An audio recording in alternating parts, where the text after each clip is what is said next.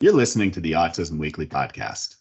Each week, we share community voices and bring light to stories that increase awareness, acceptance, equity, access, and inclusion. If you haven't already, subscribe to join the Autism Weekly family. I'm your host, Jeff Skavitsky. This week, we're joined by Lauren Hough Williams. Lauren is the Executive Director of the Program for Inclusion and Neurodiversity Education, better known as PINE, an online platform which provides training and support to schools and districts committed to building more neuro-inclusive schools. Lauren is an autism inclusion specialist, but first, she's an educator. She began her career as a special educator for the New York City Department of Education before working for over a decade to define, refine, and expand the NYU ASD NEST support project. Her development process includes partnering with neurodivergent community to shift the paradigm in special education from a focus on deficit to a focus on strengths. From Lauren's experience working with educators, she has seen that those who know better can do better. She's committed to helping school systems understand the needs of their neurodiverse students so they can build inclusive classrooms where everyone can thrive. Lauren, welcome to the podcast. Thank you. Thank you. It's great to be here. Well, it's great to have you on this discussion. Before we get into the meat and potatoes and start talking about, how we can be better in this venture, tell me a little bit about what brought you into the field of autism and more specifically, the passion that you have for empowering the neurodiverse community. Great. Yes. Well, thank you for that intro. And as you mentioned, I'm a former special education teacher from the New York State Department of Ed. So I taught in Brooklyn, I taught in Manhattan, and my goal was actually always to work with autistic students. So in fact, when I was in the New York City Teaching Fellows program, I begged them to put me into what they called District 75, which was at the time where many of the autistic students were being educated. Luckily, they completely ignored my request, and so I found myself working in inclusion classrooms, specifically in the New York City Department of Ed's ASD NEST program, which is the largest inclusion program for autistic students in the country. And so that's where I got to see firsthand the power of inclusion. So I taught for many years in that program, and then I actually went to NYU, where I was that program's director of professional development. So I started really working with educators to help them better understand how to support their autistic students, specifically in an inclusion setting. Well, I think that's a good place to start, because when we're talking about inclusion, and it sounds like you've lived the gamut. I mean, you've seen it all, and you've seen that probably that term has defined itself over time a little bit differently than when you started. But I look at what I'll talk locally and what my experience is with my daughter's high school, and even beyond that with the kind of area that I'm living in, is that inclusion for them is having somebody in a building. It's having somebody sitting in the classroom, but never really figuring out how to be able to make them a part of their community, contributing into the community and being valued and respected in that community. How would you define inclusion, where it started to where it is now? Because I think that that's something that we all need to think about as we're going through this conversation. Yeah, I think that's such a great point. And for a very long time, and even still now, people think about inclusion as a place. There is an inclusion room, there is an inclusion teacher, there is one inclusion program, and really where we need to get to, and where some districts and some schools have gotten to and others are still kind of striving for, is inclusion is a mindset. It really is something that has to infuse every single staff member, every single space. It has to be core to the strategic priorities of any school, because it's not something that only happens when it's connected to one classroom or when it's connected to one teacher. And I think historically, many autistic students, many neurodivergent students have been in very segregated settings, right? Either in what we would call in a public school setting, a 12 to 1-to-1 class, or in other segregated settings where the assumption was this disabled student cannot possibly learn alongside their general education or their neurotypical peers. And were put in the position where they had to prove that they could be successful in a general education setting. And that really violates the human rights of those students. Everyone has the right to access the general education curriculum in whatever way is best for them. But oftentimes we don't give our students that opportunity. And so in today's inclusion classes, what I want to see and what I would expect to see is that disabled and neurotypical students, general education students, are learning alongside one another. They're learning from one another. That diversity is embraced, and it's also understood by all of the staff members. It's not just the purview of that single special education teacher that's in the building or that one SLP who seems to be particularly well versed in that space. Yeah, and I would love to be able to come back, and we're going to hit on this more on, the educator's role, the administrator's role, the community's role. But before we go there, and this might be a brief question, I'd love to hear your input on when teaching the students about inclusion should be started, because as much as you could empower all the teachers and the administrators, the community is students. And if they don't understand the value of every individual, if they don't understand the contributions that could be made by a variety of different people in an environment, then the system, it seems like it would be doomed to fail. So when do you start working with the students on something like this? Day one of every single grade in every single classroom. I think that oftentimes teachers, and it comes from a place, I think, of discomfort because it's oftentimes not part of their pre-service training or their ongoing professional development to learn how to really talk about disability and neurodiversity and neurodivergence. And because they don't always have the words and the frameworks to kind of speak from, they don't know how to talk about this directly with students. And therefore it becomes something that is unspoken. And when things are unspoken, they're misunderstood. This is where we get a lot of bullying. This is where we get a lot of marginalization and distrust. And so when you don't understand why that one student is being pulled out for speech, when you don't understand why that student in the corner gets an iPad and they talk through their iPad, but that's something that you've never seen before. When you have the student in the classroom who is making a lot of vocalizations and is moving a lot in the classroom, but you don't know why, and no one is talking about it, I think that's a real source of confusion and puts our neurodivergent students in a really vulnerable position. But imagine that classroom, kindergarten, third grade, seventh grade, doesn't matter, where difference is discussed.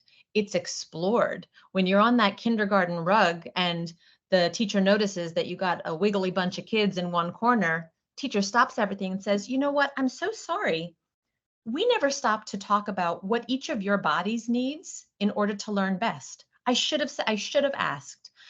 So for me, this is what I need in order to learn best. I learn pretty well in a chair. So this is working for me. But, Andre, how about you? What do you feel like your body needs? Is that rug spot working for you? Do you feel like you need something else? Let's just talk about it rather than having students struggle, having other students observe that struggle and having it normalized that that's not something we discuss. That's something that we kind of push off to the side.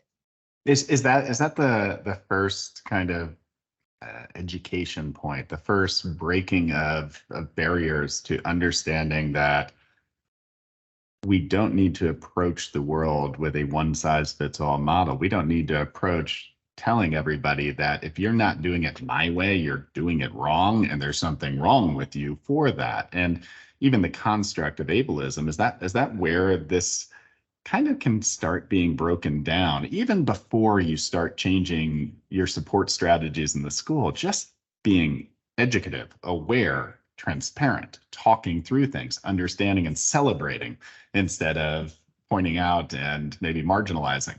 Is that the first step to looking at how you're empowering every person and every quality of every individual in the classroom, is just talking about it with the students? I want to say yes, but in order to talk about it, you need to have a really solid understanding and awareness of neurodiversity and of difference. And again, oftentimes this is not something that many educators have any experience with. And in today's classrooms, every single classroom is a neurodiverse community. It doesn't matter if you think that you are in a gen ed class, if you think that you are in an inclusion class, regardless, you have a neurodiverse community. We also have a neurodiverse community of educators. We have neurodivergent educators in all of our schools, and we don't talk about it.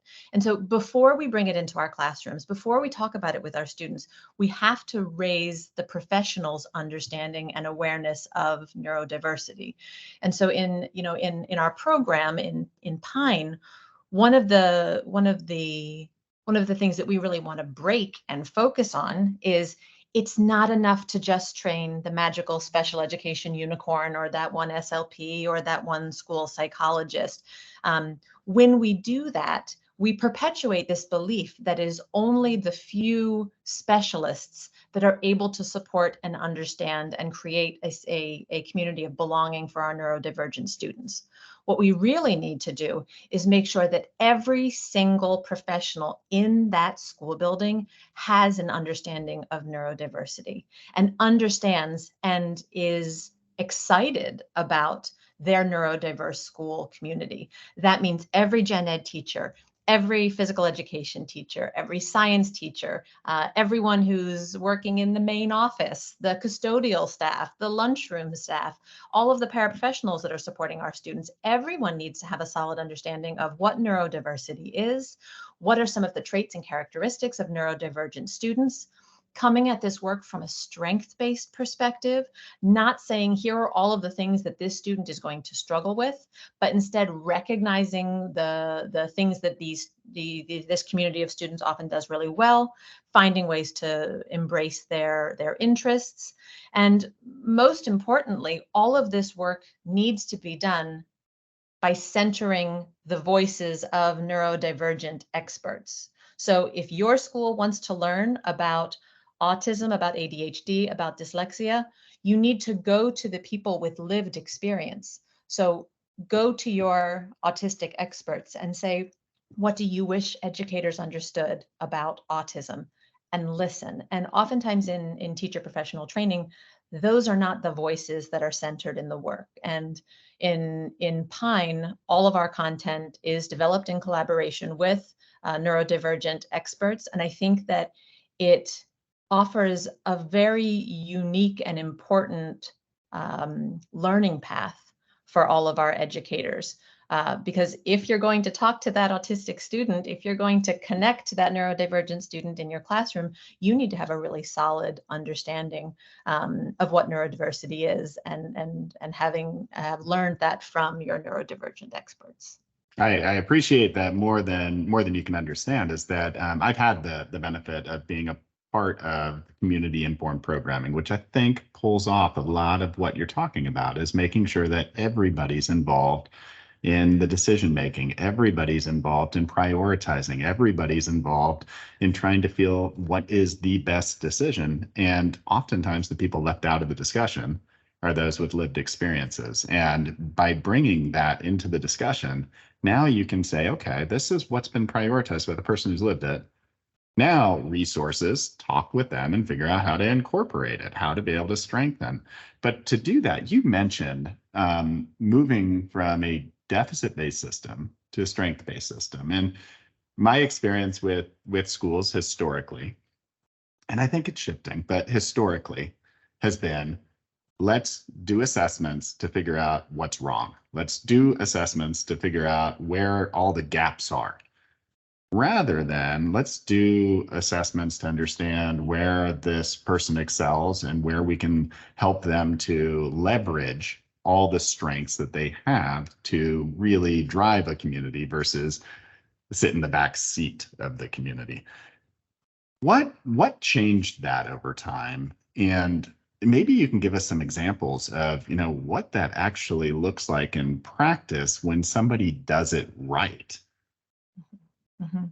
Well, I think that this shift, you mentioned this shift to the social model of disability, which I think you're right. I think we're seeing more of it, but there still is a predominant focus on the more medical model of disability. And I know when a school, an organization, or a community has really successfully transitioned to more of a social model of disability when, for example, they're not looking at the student as the problem, right? This is the problem. This is the problem that needs to be fixed. And rather, they're looking at how do we create an environment where this student is successful. And again, when I think back to my own teacher professional development, my pre-service training before I entered the classroom, I was trained to be a deficit detective, right? I could look at any student and I could hyper focus in on all of the things that student can't do. And then, like a checklist, I would just go through and say, okay, so now we're going to work on this thing that you struggle with, and then this thing, and then this thing, and then this thing. And I'm just going to reinforce every time they do this really hard thing. My mentor at NYU, Dr. Chrissy Patton, always says, and I hear her voice in my mind all the time, no one builds their life on remediated weaknesses, right? And yet that's oftentimes where we're really focused in on as educators, is all the things kids can't do.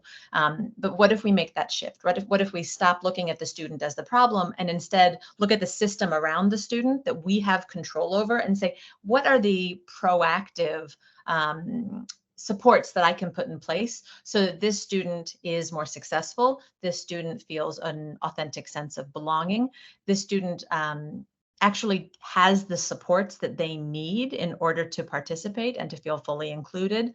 And I think that's a big shift. We're not focused on fixing the child. We're focusing on fixing the system that in that moment was not accessible, was not inclusive, and was not kind of accepting.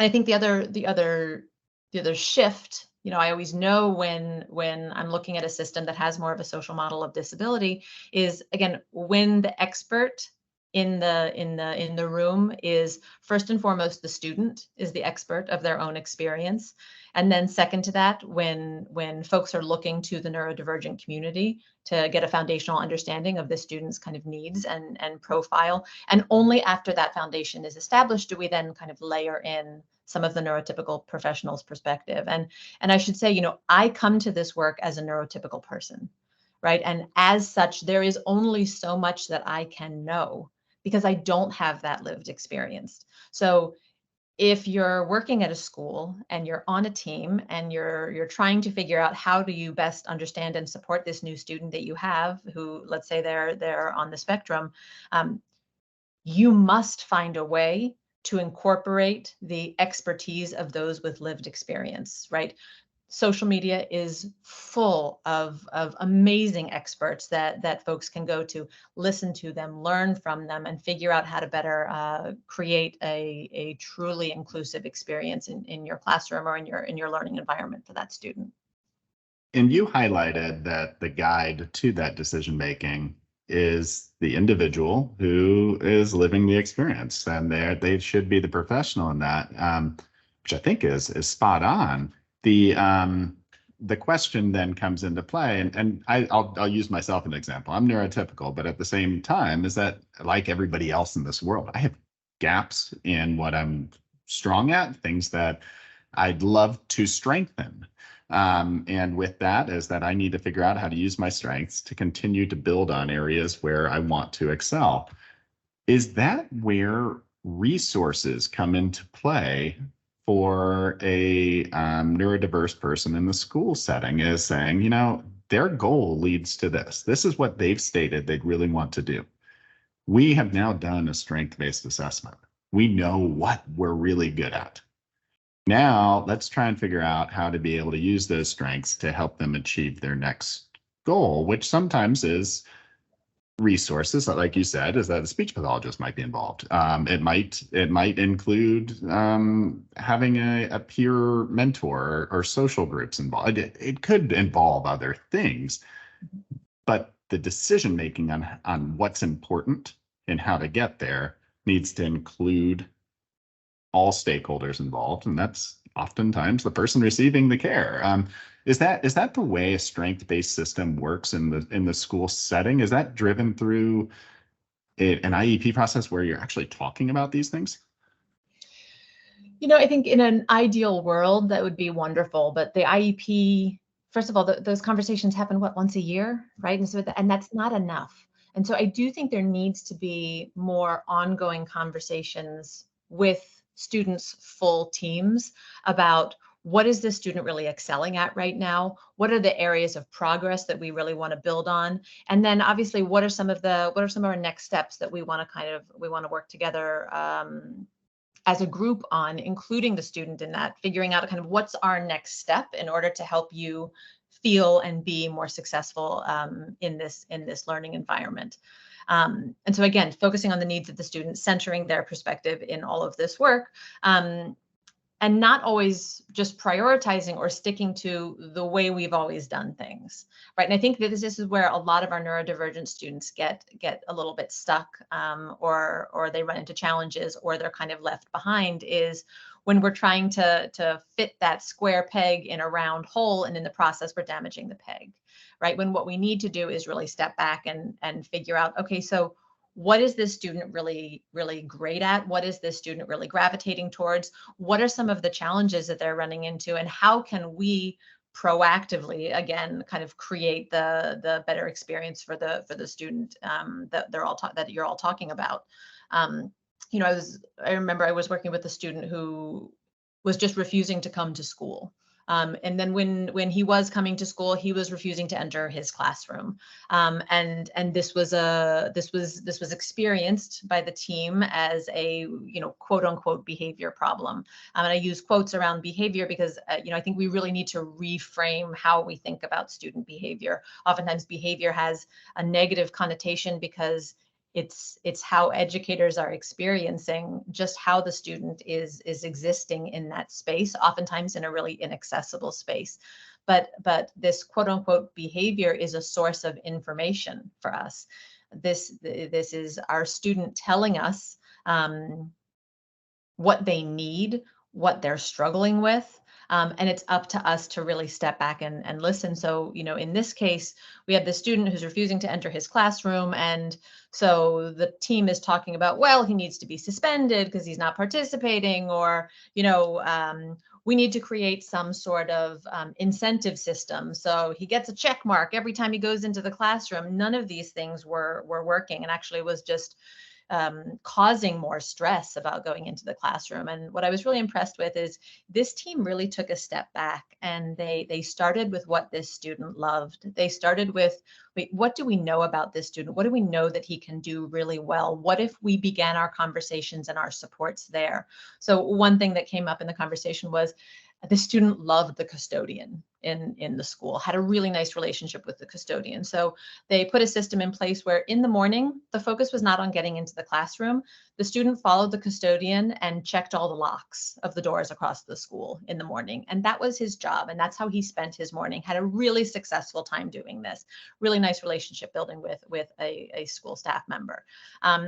The team also started to notice, he seems to need a lot of movement, right? He really benefits from movement. So after he was finished checking the locks, he started collecting all the attendance folders, right? Which also was a little bit of classroom exposure, right? He was going into different classrooms, collecting the attendance folders, got to meet a bunch of people across the school, and then would bring them back to the office. In the meantime, what his classroom teachers did is they reorganized the classroom with his needs and his interests in mind. So they set up a break area with some photos of favorite animals of his. They removed some of the visual distractions that they know were a little bit harder for him to manage. They focused on the accessibility of the environment. And then as a final step of of getting him comfortable in the classroom. They didn't have him come in and immediately begin to do work. When he was ready, he was actually allowed to sit in the break area and just read a preferred book first thing in the morning, right? Slowly working through his strengths, working through his interests to get him comfortable, rather than trying to force him into a learning experience that was feeling really inaccessible to him.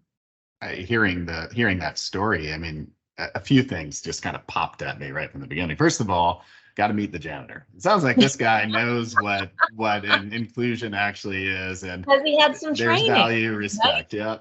Yeah. Yes. But the second piece to that is that it almost feels like by creating this opportunity and creating this different experience within the school by saying, you don't have to go in and be sitting in there doing the typical homeroom. Now you have a role, a job. Now this other student's exposure to this, to the student that was being kind of having things modified slightly in their environment. Now their exposure to that child is completely different. They're not seeing the frustration, the tantrum, the angst, the inability to conform to their kind of society there. What they're seeing is, oh, this is Johnny who can walk from classroom to classroom. He's the attendance guy. Hey, Johnny, how are you doing? Like, now there's a relationship that can be built around something that was a strength, as far as, hey, I enjoy movement. I enjoy being out there. I enjoy a role. I enjoy having structure to a routine in the morning, whatever it was.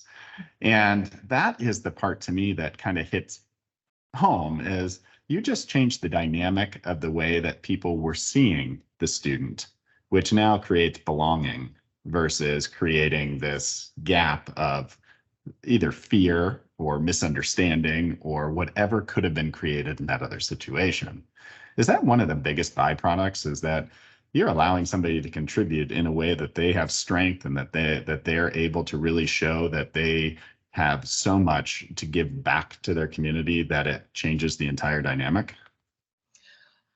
I think that's part of it. I think all too often we've put all of the onus on the child to conform to the system that's around them. And I think the big shift here is, how do we create an entire learning community where the well-being of all students, neurotypical and neurodivergent alike, is kind of prioritized.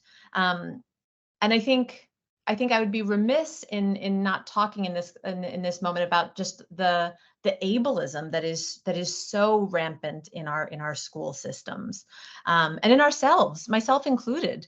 Ableism, this discrimination against disabled people, negatively impacts all students, right? But especially our neurodivergent, our disabled students. But it also impacts our neurotypical students, right? When they're growing up in a system where neurodivergent students, for example, are in a separate class, they are marginalized, they are misunderstood, they are undersupported. And ableism, obviously, it comes in lots of different forms, right? There's institutional ableism, where, oh, you have an autism diagnosis, therefore you are in this segregated classroom, right? There's that interpersonal ableism, which I think shows up oftentimes with the best of intentions, where the general education student is always the peer model, and the disabled student never has the experience of being a leader, right? There should be equity. Every student can be a leader at different times. And there's also that internalized ableism, which can be either conscious or unconscious in ourselves. This harmful message that can be perpetuated around disability, where we talk about accommodations, for example, as a privilege and not as a right, right? So that student that really needs a fidget because they're a little bit squirmy, but they're having a hard time focusing. And so we said, well, I got to take that fidget away from you because it's a distraction, or it's distracting your peers. But that's something that kid really needs. Or when we find ourselves talking about, like, well, that student can't be in the gen ed class yet. They have to really prove that their behaviors are under control before they can enter that gen ed class. Right? Like, that's a real problem. And it's, again, Mhm. perpetuating that ableism that I think can really hinder us creating a truly inclusive and neuro-affirming environment in our classrooms and schools. Oftentimes when I have these discussions, it comes back to, by living these tenets, by trying to say, like this is something that's, yeah, it's good for the neurodivergent community.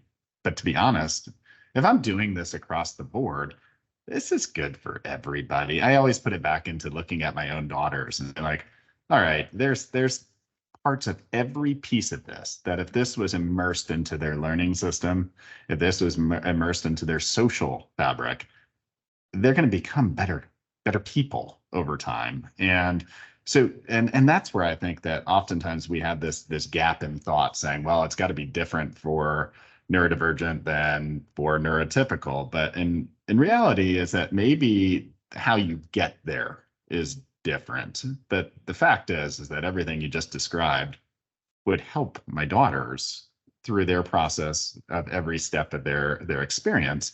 So what does it look like to create this social model, and maybe put it in the terms of social model of disability, but how do you rewrite the framework? I mean, this is a big job. It is a big job. It is a big job. And I think that there's obviously a lot of work that needs to be done at different levels. I think one of the key parts of this work, and something we focus on really strongly, as I mentioned before in Pine, is we have to empower all of the professionals to participate in this work, because everyone plays a role in this work, right? So when the PE teacher is planning their lesson, they should have the tools and the understanding to create an inclusive experience for all of their learners, not to say, I'm going to plan for the middle and I'm going to hope that there's a paraprofessional who's going to provide some differentiation for the students with IEP supports that, they're not going to be the ones that I kind of focus on.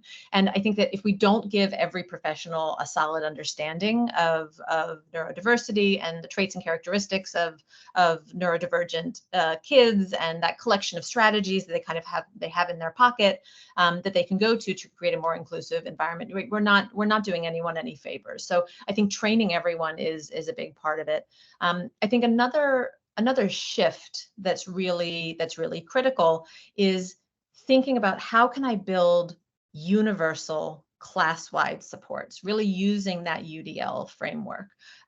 All too often what happens, and we've all fallen into the trap, I've fallen into this trap still, is you see a student who's struggling and you focus in on, okay, so how can I create that intensive individualized support that helps this one student in this one moment? And I think for a long time, that was what we were taught to do. And what we want to start to do instead is, how can I put a class-wide support that I know is going to meet this student's need, right? That whole class schedule, that break area that every student has access to, those differentiated writing paper options, whatever it is, that I know this handful of students absolutely needs. I know this handful of students in my classroom may not need all the time, but could absolutely benefit from occasionally. And then what about these other students who they may not access that support? That may not be something that's a priority for them, but it's not going to get in their way, right? So I think thinking about that kind of universal design perspective is another thing that would be really key. And it's less work, right? It's less work than having to be the octopus that is managing, 15 different individualized systems. And so at the end of the day, it actually does make educators' jobs hopefully a little bit easier. Yeah, I mean, and you say that it's less work, but in somebody's mindset, it's like, hold on, now you're telling me to do something completely different. Change is hard. Change is not easy. You've worked a lot on being able to kind of develop some of this and some of these protocols and the steps to get there. So what resources would you be turning a education system to, or a community that's trying to be able to change the way that they're approaching a little bit more of the inclusive process? Where would you be telling them to go to start making those small movements to being better? Absolutely. Yeah. I mean, I think, again, if you're looking to better support and understand your neurodivergent community, you should be going to neurodivergent experts. So there are a lot of resources out there that are free. The Autistic Self-Advocacy Network has some incredible resources for families, for schools. So I absolutely would recommend the resources that are there. There are other groups like understood.org or the Neurodiversity Collective. They have a ton of resources on that. Obviously, schools and districts who are looking at doing this work really system-wide, give us a call at Pine. Our website is pineprogram.org. We support entire schools with online training, virtual coaching. We have a library of resources. We really do feel like every single school, because every single school is a neurodiverse community, every single community member needs to be really well versed in neurodiversity so that they're ready to support. I would also really recommend, and even for, I'm not a big Instagram person myself, but there are a ton of resources. There are a ton of neurodivergent experts who are out there who are talking about neurodiversity, who are talking about inclusion, who are talking about, here's what I wish people understood. So follow some of those folks. Get to know some of their work, ask them questions, reach out, connect. I think that's a great way to begin to do this and to begin to build your understanding. Because as you said, look, it's not easy, and inclusion is not something that happens overnight. It is not something that happens after one class. And there is no finishing it, right? You're constantly trying to push the envelope and to say, what else could I do? And look, change is hard. Educators are under a tremendous amount of stress now more than ever, and they're supporting a more diverse student body. And so if you're struggling with a couple of the students in your classroom and you're going home and you're stressed because you're not meeting their needs and what you've worked on in the past hasn't really worked, well, that's taking a lot of your time too. So instead, let's use that time and say, okay, so what are some universal supports that I can put in place that will help my student be more successful and help me feel more successful in the process? I appreciate that you reiterated that this is a hard process. It's one that takes time to change. But I do think I agree is that it's the mindset that you have to go in with. If we always feel like we're right and are unwilling to fail, to talk, to educate ourselves, to understand that the best way to learn is talking with people who have experienced something and learn from that experience, and it changes a mindset. I think that's got to be the first step to saying, maybe not within the school, but societally, is this is how we create an open society, is by saying my experience is just mine. I'm one dot on the map here. Everybody's experience needs to be valued the same way I would value my own. And just getting to that, I feel like every day I'm learning more in my own field. And quite frankly, I'm failing every day, but hopefully I learn from those failures. And that's the goal of life. But probably the same with the education system is be patient, right? Be patient with yourself. And unfortunately, and I hope this is changing, but I think historically, educators have not been encouraged to take risks, to try new things. They've had their hands slapped lots and lots of times. A lot of people want to point to educators as well, if educators would only just do this, and if teachers would only do that. Teachers are they're doing so much work. They're trying so hard. And I think we need to give them space to try something new, to sometimes make a mistake, to sometimes fail at something. And that's a hard place for anyone to be in, but it's a really vulnerable place for educators. And so I think sometimes when educators are supporting students that they've not worked with before, and they're pulling out all their bag of tricks and nothing is working, they feel really unsuccessful. They feel really exposed. They feel really vulnerable. And they have this enormous sense of responsibility that, I need to find a way to reach this kid, and everything I'm trying is not working. And it's because they haven't had the training. They haven't had the exposure to students who learn and think really differently. And we've all made mistakes. And I think all we can do is experience the mistake, listen to the student, reflect on your practice, and learn, change. I've learned so many lessons from so many kids, and one of them that I will never forget. Look, I know that many autistic individuals, for example, are not comfortable with eye contact.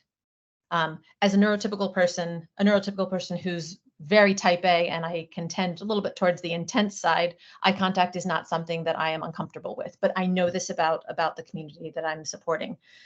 But I was in a classroom, I'm working with a 4th grade student, and it slipped out. And I said, can you look at me, or something like that, which I know not to do. I know that that's not comfortable for him, but I made that mistake. And he looked right up at me and then looked away.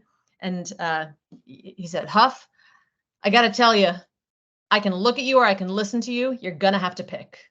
And it was this wonderful, wonderful aha. And it really locked it in for me. In that moment, I made a mistake.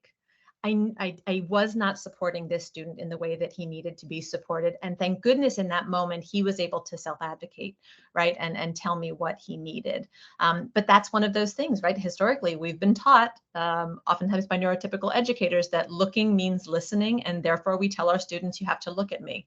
Well, that's something that we need to shift. That's a mistake that I made. I hope to never make it again. Although maybe I will, and I will learn this lesson as many times as it takes.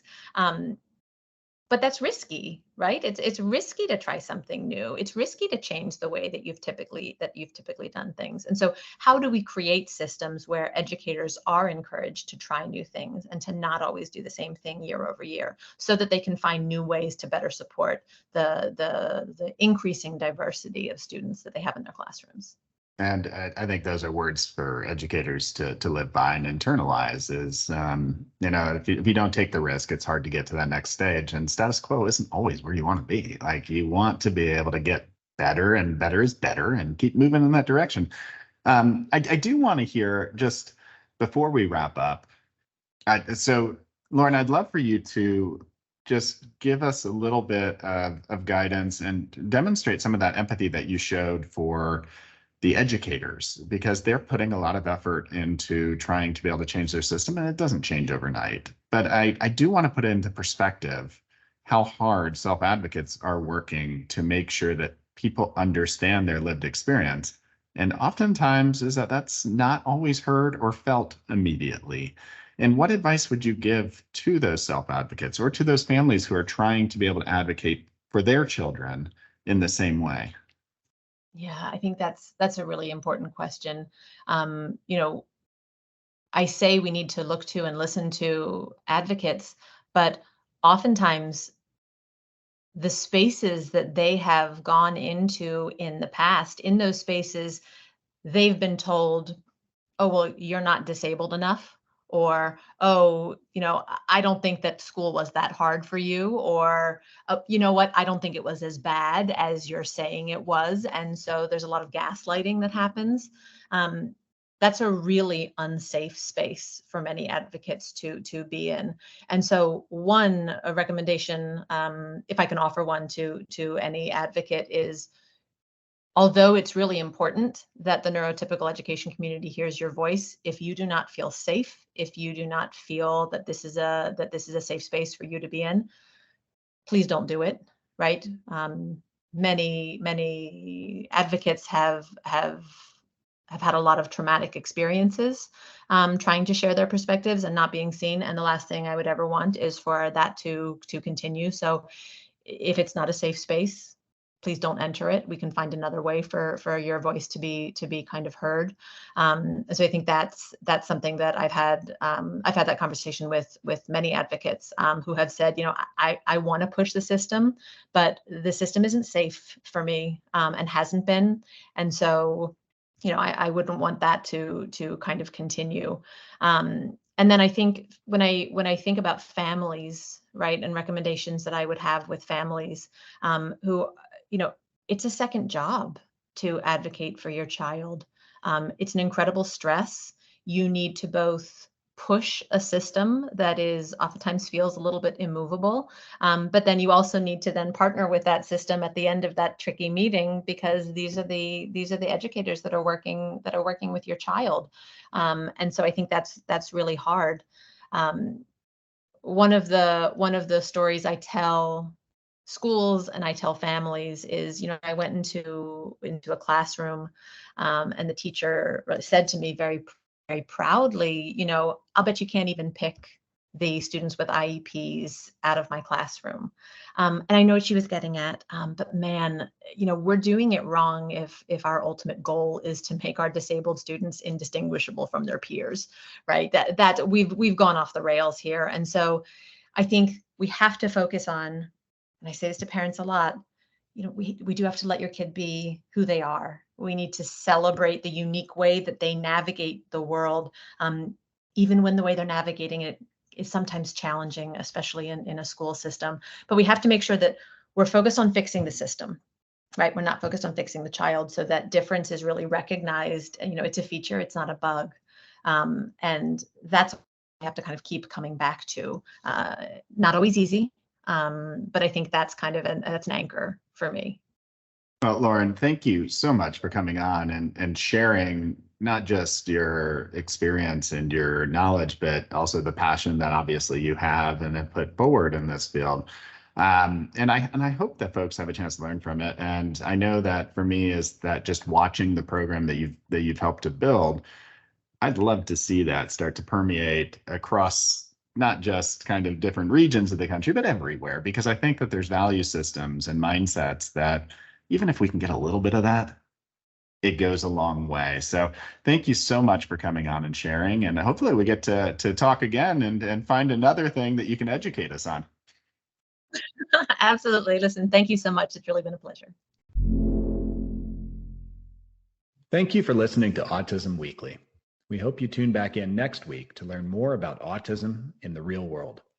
Autism Weekly is now found on all the major listening apps, including Apple Podcasts, Google Podcasts, Stitcher, Spotify, Amazon Music, and more. Subscribe to be notified when we post a new podcast. Autism Weekly is produced by ABS Kids. ABS Kids is proud to provide diagnostic assessments and ABA therapy to children with developmental delays like Autism Spectrum Disorder. You can learn more about ABS Kids and the Autism Weekly podcast by visiting abskids.com. Thanks for tuning in. See you again next week.